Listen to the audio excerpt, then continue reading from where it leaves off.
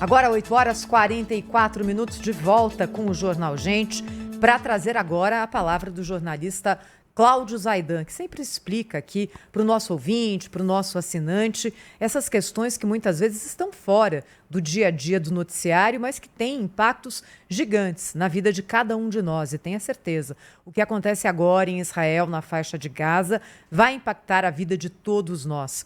Cláudio Zaidan, seja muito bem-vindo aqui ao Jornal Gente mais uma vez, Zaidan. Obrigado, Thaís. Bom dia para você, Pedro, Sônia, Cláudio Humberto, saudação a todos. Bom dia, Zaidan. Que dia, aliás, hein, Zaidan? 48 horas depois, o mundo está assistindo um novo capítulo da história, não, meu amigo? É claro que o Hamas contava com essa resposta gigantesca de Israel. Ele sabia que isso iria acontecer e queria que isso acontecesse. Porque ataques do Hamas e também do Jihad, o Jihad Islâmico é um grupo minoritário na faixa de Gaza, uma espécie de apêndice do Hamas, embora com algumas diferenças ali do ponto de vista religioso.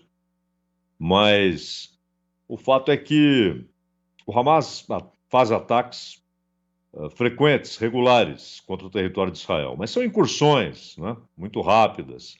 E as respostas também são bem comedidas. Israel responde, uma coisa dosada, mas desta vez é um ataque inaudito. Inclusive, a comparação não é só com a guerra do Yom Kippur, que aconteceu há 50 anos, porque ataques contra cidades, tomada de postos militares e ataques contra os kibbutz, eles só ocorreram em 48. 48, é bom lembrar que o que a ONU aprova na sua Assembleia Geral é a partilha, a divisão do território que estava sob controle britânico entre árabes e israelitas. Haveria um Estado de Israel e um Estado árabe. E os palestinos são árabes, na verdade. Não existe a etnia palestina. Palestina era como os romanos se referiam à região da Filístia, e é exatamente ali onde a faixa de Gaza, um pouco mais estendida, em direção a Tel Aviv. Só que, como sabemos, eles usavam o PH na sua escrita, né, para falar da Filístia e dos filistinos. E com o decorrer do tempo, as pessoas passaram a ignorar o som de F do H e passaram a falar em Palestina. Mas não existe a etnia palestina, são árabes. Então a ideia da ONU era essa. Israel aceitou. Os estados árabes já constituídos não aceitaram e nem os árabes da região. Aí houve uma grande saída, uma grande diáspora, um grande êxodo de árabes e houve uma guerra logo depois da refundação do Estado de Israel. Há uma segunda guerra em 67, que é a Guerra dos 6 Dias. Israel é atacado, consegue responder com muita eficácia e toma a parte oriental de Jerusalém, que é a parte bíblica, é a Jerusalém que todos querem, não é? Que os árabes chamam de Al-Quds, a Santa, e Jerusalém tem como sua cidade capital indivisível. É a parte oriental, onde estava o Templo de Salomão, que hoje tem seus restos, é onde está a Esplanada das Mesquitas, terceiro lugar mais importante para o Islã. E além disso, só atrás de Meca e Medina, né? As cidades ligadas à história de Maomé, de Mohammed, na Arábia Saudita. E houve a guerra do Yom Kippur, quando Síria e Egito atacam Israel, também de surpresa, como aconteceu agora. Israel leva um tempo para reagir, mas consegue uma reação muito rápida.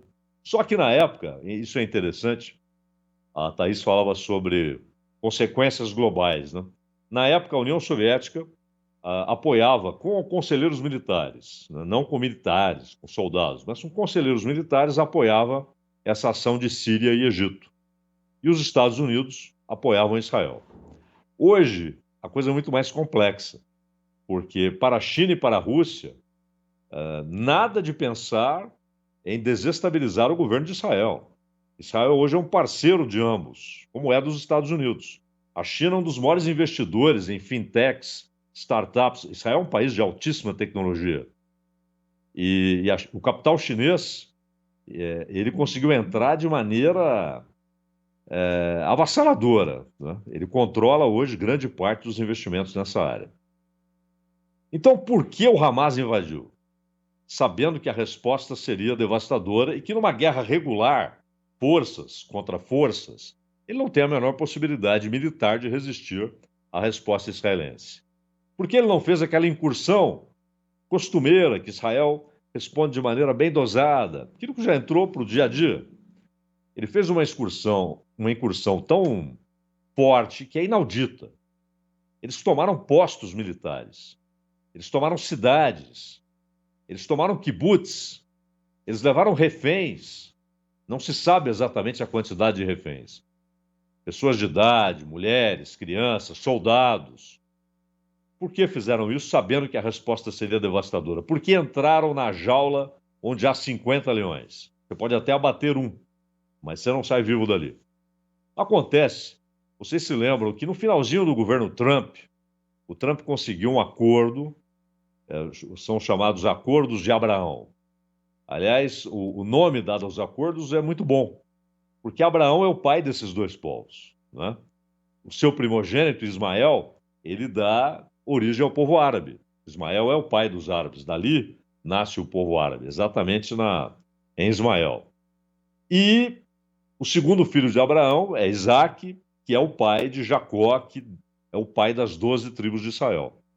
Por isso Abraão, não é? Porque os dois povos, e mais do que isso, as três religiões, grandes religiões monoteístas, o cristianismo, o islamismo e o judaísmo, veem Abraão como aquilo que Paulo chama de o pai da fé. Não é? Há um tributo das três em relação a Abraão. Então, esse acordo de Abraão previa inicialmente que Emirados Árabes, Bahrein, fariam acordos amplos com Israel, de relações diplomáticas, o que significa dizer nós aceitamos a existência de Israel, o que nunca havia sido dito nesses 75 anos, desde 48. Pela primeira vez, os Emirados Árabes dizem abertamente: nós reconhecemos o Estado de Israel e aceitamos sua existência. O Bahrein, da mesma maneira.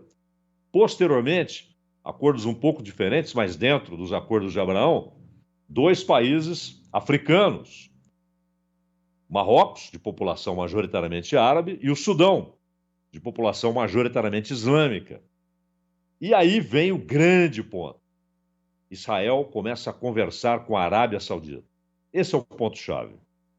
Porque a Arábia Saudita ela acaba ditando os rumos de política externa para Emirados Árabes, para Bahrein, e em certa medida até para o Egito. E o Hamas se assustou com isso. Porque no estatuto do Hamas prevê-se a inexistência de Israel, o desaparecimento do Estado de Israel. Tanto que em 2017, quando o Hamas faz uma revisão de sua carta de fundação, eles admitem a existência de Israel num acordo, porém como algo passageiro, transitório. Aquela história do Lenin, né? Você dá um passo atrás para dar dois à frente.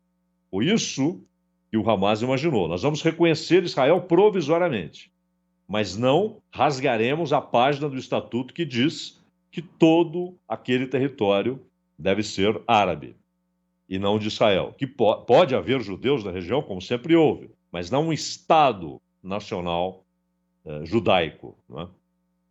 E o Hamas foi fundado em 87. Ele é uma espécie de representação da Irmandade Muçulmana na faixa de Gaza.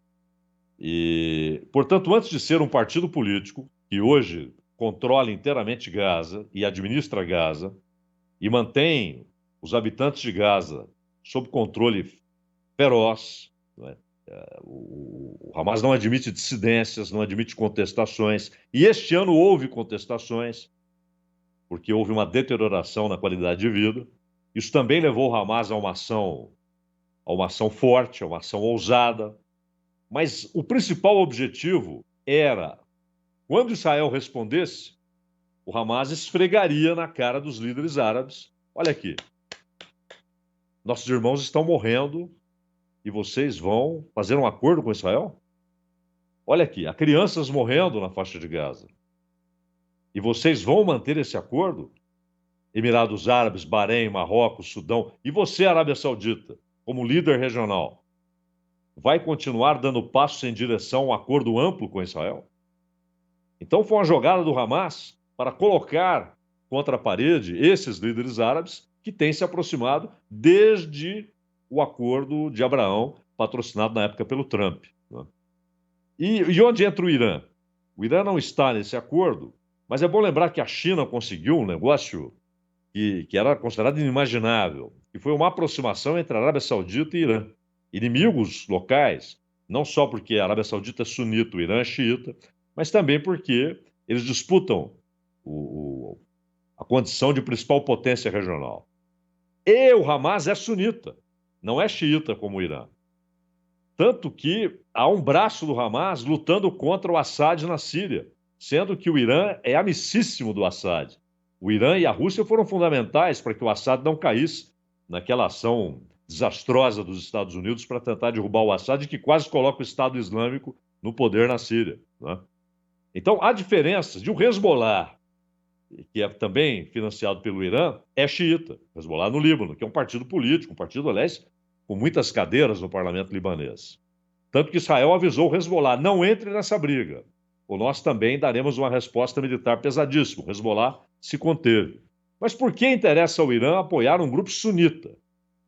Porque ele vê no Hamas o único agente hoje capaz de provocar desestabilização em Israel. Em alguma medida, torna-se uma preocupação constante. Israel tem sempre de ter um olho aberto em direção ao oeste, em direção à faixa de Gaza. Tanto que gastou 4 bilhões de dólares para a proteção da fronteira. E claramente não foi suficiente. Aliás, o governo de Israel admite que houve uma falha grotesca de sua inteligência. Só que ele diz o seguinte: não vamos discutir isso agora. Agora não é hora de conversar, é hora de puxar o gatilho, é hora de atirar. Mas que houve uma falha grotesca na sua inteligência, houve.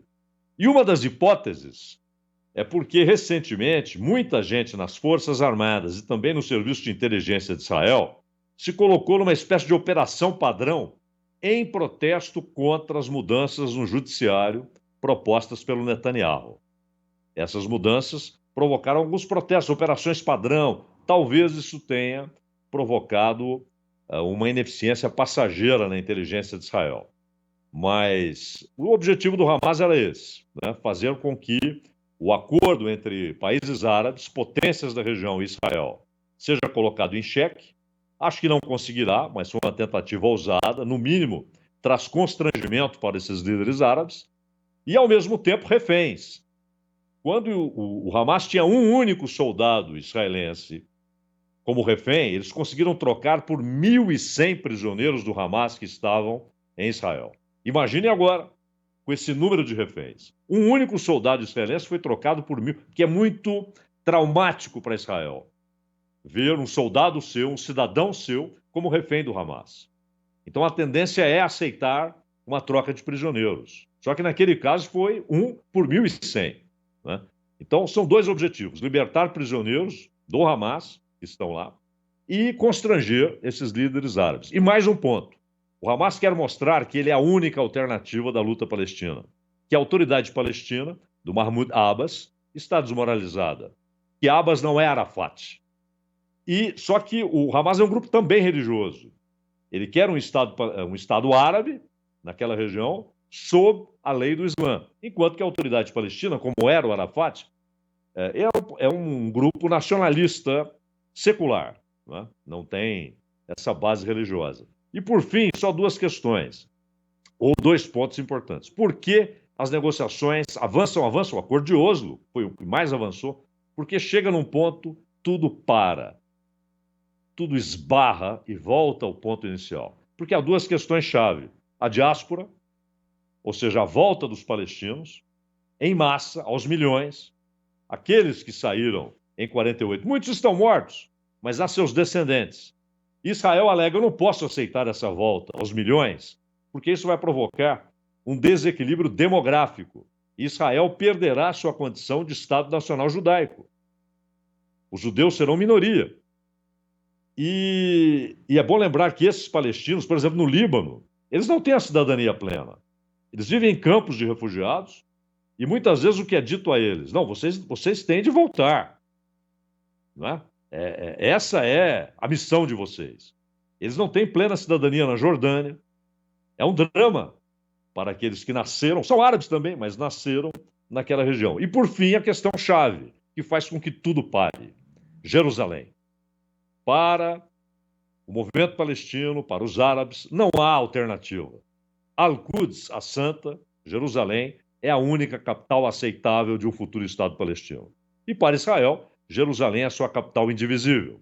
Israel domina a parte ocidental, a parte moderna, mas o que importa é a parte oriental. É a Jerusalém bíblica, histórica. Não é? E esses dois pontos, a diáspora e Jerusalém, fazem com que toda a negociação pare aí e retorne ao ponto inicial. Não há expectativa real, realista, só nos discursos dos políticos. Mas um acordo não está no nosso horizonte. Cláudio Zaidan explicando para a gente aí o que está por trás, fazendo aqui uma revisão histórica desse conflito entre palestinos e israelenses. Zaidan, sempre um prazer tê-lo conosco aqui no Gente. Muito obrigado, até a próxima, viu? Prazer é meu. Obrigada, viu, Zaidan? Obrigada, Zaidan. Pedro. Oi, Sônia. Pedro, tá